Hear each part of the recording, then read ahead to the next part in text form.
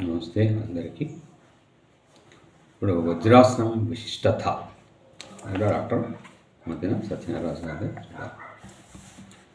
నవరత్నములలో వజ్రము ఎంతటి విలువైనదో అన్ని ఆసనములలో వజ్రం వలె విలువ కలది కాబట్టి దీనికి వజ్రాసనం అని పేరు పెట్టారు. మనం ప్రాణాయామం చేయాలంటే నడుము నిటారుగా ఉండేటట్లు కూర్చోవాలి. ఇంకా ఏ రకంగా కూర్చున్నా నడుములో కొంత ముందుకు వంగుతుంది. అలా కొంత భాగం నడుము ముందుకు వంగినా ఊపిరితిత్తులు కొంత భాగం నొక్కుకోవడం జరుగుతుంది. దాంతో గాలి సరిగా ఎక్కదు. ఊపిరితిత్తులు విశాలంగా ఉండాలంటే నడుము నిటారుగా ఏమాత్రం వంగకుండా కూర్చోవాలి. అలాగే ఇలా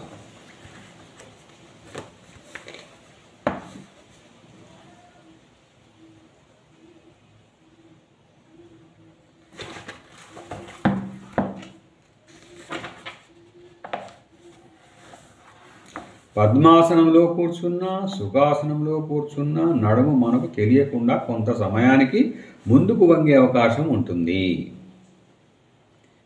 ఇలాంటి ఇబ్బందులు రాకుండా తేలిగ్గా వేయగలిగి ప్రాణాయామం చేయడానికి శరీరాన్ని అనుకూలంగా ఉంచే ఆసనం వజ్రాసనం.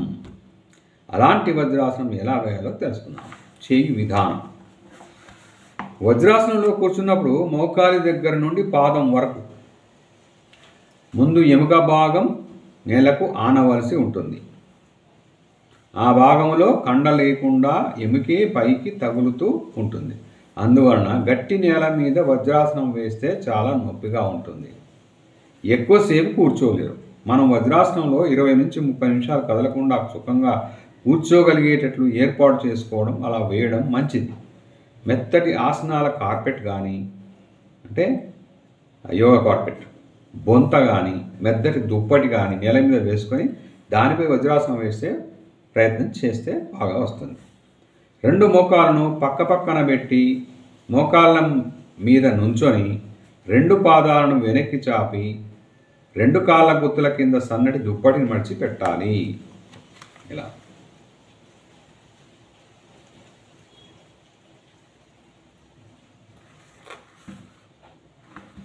2 పాదాల బొటన వేళ్ళు ఒకదాని పక్కన ఒకటి ఆనేటట్లు ఉంచి 2 మడమల మధ్య జానెడు దూరం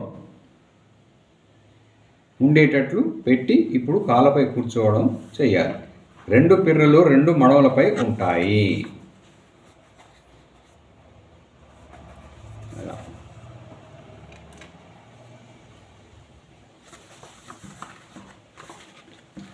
చేతులను అలా కాళ్ళ మీదకు పెట్టి తొడలపైన నడుమును 90 డిగ్రీస్ 90 డిగ్రీ ఉండేటట్టు నిటారుగా పెట్టి కూర్చోవాలి. వజ్రాసనంలో ఎంతసేపు కూర్చుంటే అంతసేపు అలా వంగకుండా స్తంభంలాగా ఉండవలసిందే. ఇలా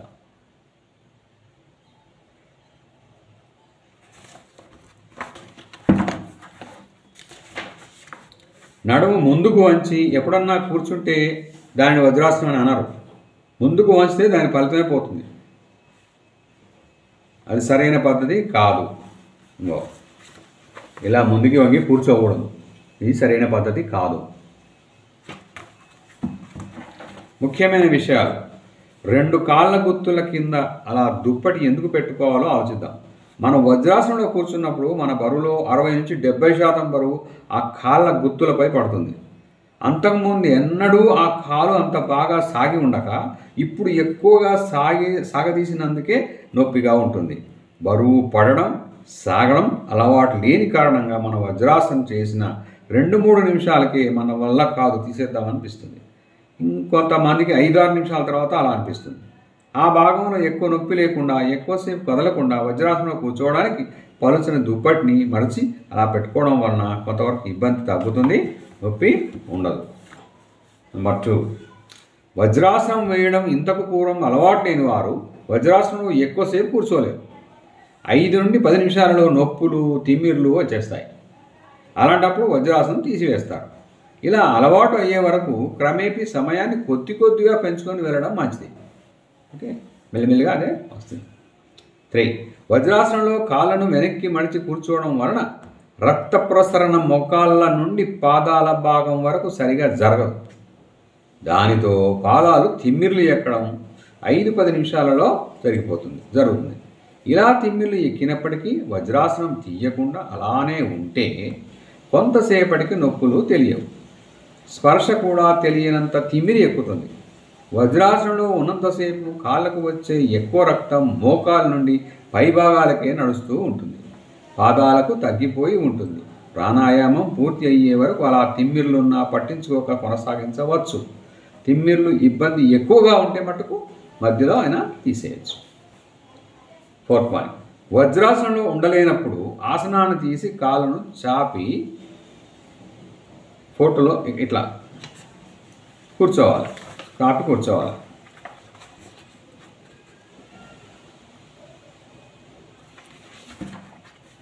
శిథిల దండాసనం. వజ్రాసనం ఉండలేనప్పుడు ఆసనాన్ని తీసి కాళ్ళను చాపి కూర్చోవాలి. మోకాల పైభాగంలో ఇప్పుడు వరకు ఒత్తిడిగా ఉన్న రక్తం అంతా పాదాల వరకు స్పీడ్గా ప్రయాణిస్తుంది. 2-3 నిమిషాలలో 2 పాదాలు ఎర్రగా అవుతాయి. 2 పాదాలకు వజ్రాసనం ఉన్నప్పుడు ఎంత రక్త ప్రసరణ ఆగిందో ఇప్పుడు అంతకంటే రెట్టింపు రక్తం పాదాలకు సరఫరా అవుతుంది.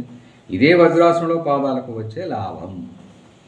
5, వజ్రాసనం వేయడం వలన కాళ్ళకు రక్త ప్రసరణ బాగా జరిగి పాదాలకు మడాలకు వచ్చే తిమ్మిర్లు నొప్పులు లాంటివి రాకుండా కాపాడుకోవచ్చు.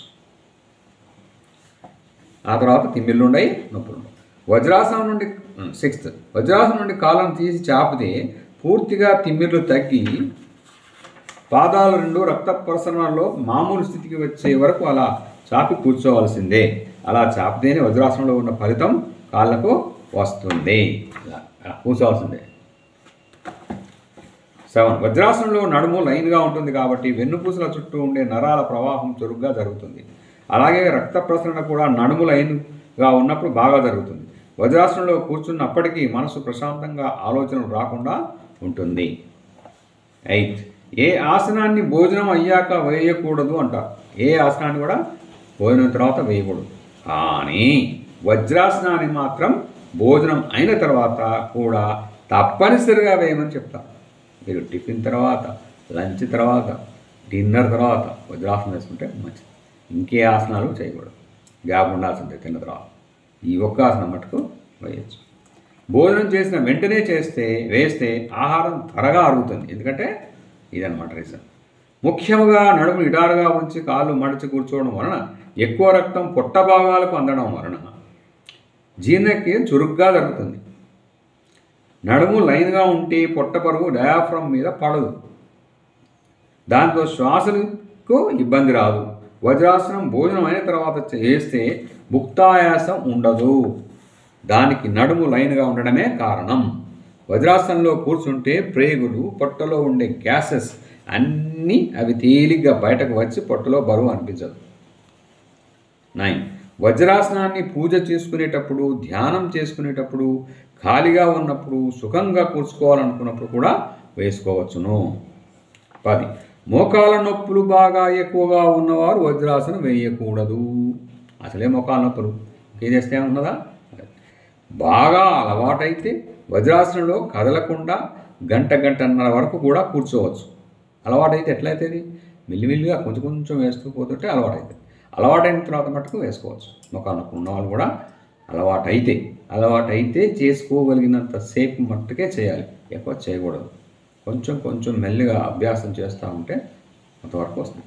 మనసు బాగా లేనప్పుడు వజ్రాసనంలో కూర్చొని కళ్ళు మూసుకొని మనసుని శ్వాసలపై పెడితే వెంటనే మనసు తేలిక అవుతుంది. ఆలోచనలు కూడా తగ్గుతాయి. ప్రతిరోజు రోజులు ఎప్పుడైనా సాధన చేయవచ్చు. వజ్రాసనంలో కూర్చొని మంచి పుస్తకాలు, మంచి గ్రంథాలు లాంటివి చదువుకోవడం కూడా మంచిదే. ఇన్ని లాభాలున్న వజ్రాసనంలో ఎక్కువసేపు ఉండగలిగితే పూర్తిగా ప్రాణాయామాన్ని అంతటినీ వజ్రాసనంలోనే పూర్తి చేయవచ్చు. వజ్రాసనంలో సుఖంగా కూర్చునే స్థితికి రావడం అలవాటు పడదాం. All the best.